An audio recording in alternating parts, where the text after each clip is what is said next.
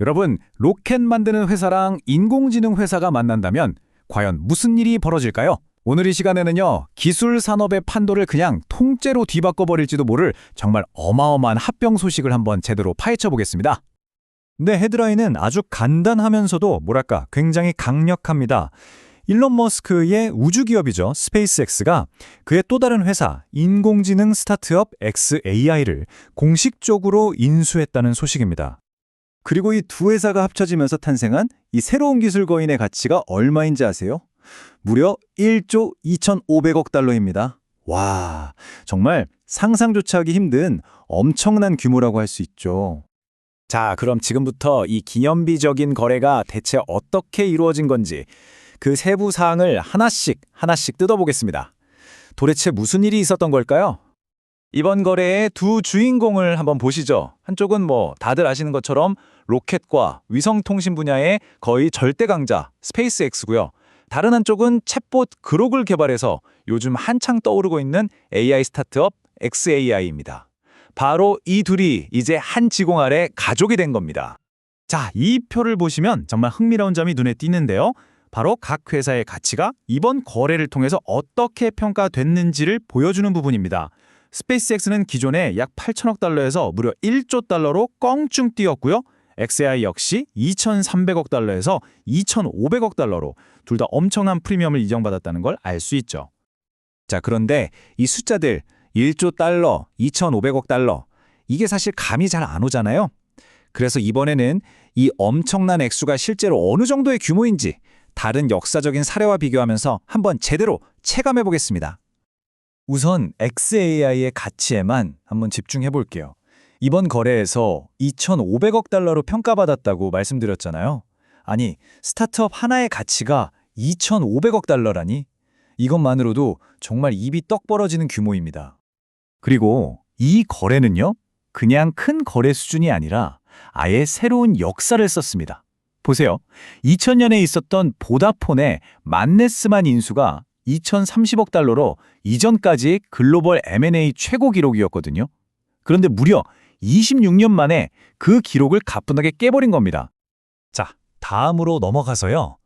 어쩌면 이번 합병이 단순히 그냥 개별적인 사건이 아닐 수도 있다는 점을 한번 짚어보려고 합니다. 일론 머스크의 지난 기업 행보를 쭉 따라가 보면 뭔가 일관된 패턴 같은 게 보이거든요. 바로 이 질문이 핵심입니다. 이번 합병, 과연 그냥 한 번의 칸 이벤트일까요? 아니면 그의 거대한 비전을 향한 아주 치밀하게 계획된 움직임 중 하나일까요? 보시는 것처럼 아주 명확한 패턴이 있어요. 과거에 테슬라가 솔라시티를 인수했었죠. 그리고 얼마 전에는 소셜 플랫폼 X를 xAI에 통합시켰고요. 그리고 마침내 스페이스X가 xAI를 인수한 겁니다. 마치 퍼즐 조각처럼 그의 여러 회사들이 하나의 큰 그림, 하나의 목표를 향해서 점차 통합되고 있다는 느낌을 지울 수가 없죠. 자, 이제 이번 이야기의 가장 핵심적인 부분으로 들어가 보겠습니다. 도대체 왜 이런 어마어마한 합병을 추진했을까? 그 이면에 숨겨진 진짜 이유, 그 야심찬 목표가 지금부터 공개됩니다. 바로 이 질문, 아마 다들 가장 궁금해하실 거예요. 아니, 우주 로켓 만드는 회사랑 인공지능 스타트업이라니 언뜻 보기에는 전혀 관련 없어 보이는 이 두 분야를 왜 굳이 하나로 묶으려고 하는 걸까요? 그 해답은요, 현재 AI 산업이 딱 부딪힌 어떤 근본적인 문제에서 찾을 수 있습니다. 지금 AI 기술 개발 경쟁이 엄청나잖아요? 근데 이게 사실은 천문학적인 반도체 칩 비용, 그리고 데이터 센터를 돌리는 데 필요한 어마어마한 에너지 때문에 거의 한계에 다다르고 있는 일종의 병목 현상을 겪고 있거든요.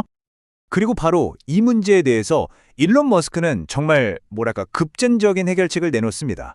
해답을 지구에서 찾지 않고 아예 우주에서 찾겠다는 거죠. 그의 비전은 바로 우주 기반의 인프라를 구축하는 겁니다. 이게 바로 그 비전의 구체적인 내용, 궤도 데이터 센터라는 겁니다. 간단히 말해서 우주 공간에서 거의 24시간 내내 태양 에너지를 직접 받아서 데이터 센터를 운영하겠다는 거예요. 이게 현실화되면 비용과 에너지 효율을 정말 극적으로 개선할 수 있고요. 지상 데이터 센터가 가진 환경 문제까지 해결할 수 있는 그야말로 혁신적인 아이디어죠. 심지어 이건 그냥 상상이 아니라 이미 미 연방통신위원회 FCC에도 관련 계획서를 제출한 상태입니다. 그런데 이 계획의 스케일이 정말 우리 상상을 초월합니다. 그들이 구상하고 있는 이 태양광 발전 위성 데이터 센터의 수가 몇 개인지 아세요? 무려 100만 개입니다. 100만 개요? 와, 정말 대단한 야망이죠?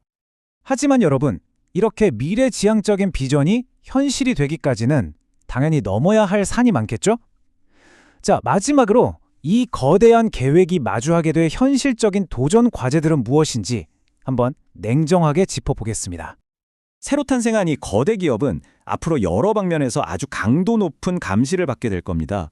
먼저 기업 지배 구조가 투명하냐 이 문제가 있고요. 또 거래 가치 평가는 과연 적절했느냐 하는 논란도 있을 수 있죠. 그리고 일론 머스크 한 사람이 여러 회사를 동시에 소유하면서 생길 수 있는 이해상충 문제, 이것도 분명히 주요 쟁점이 될 겁니다.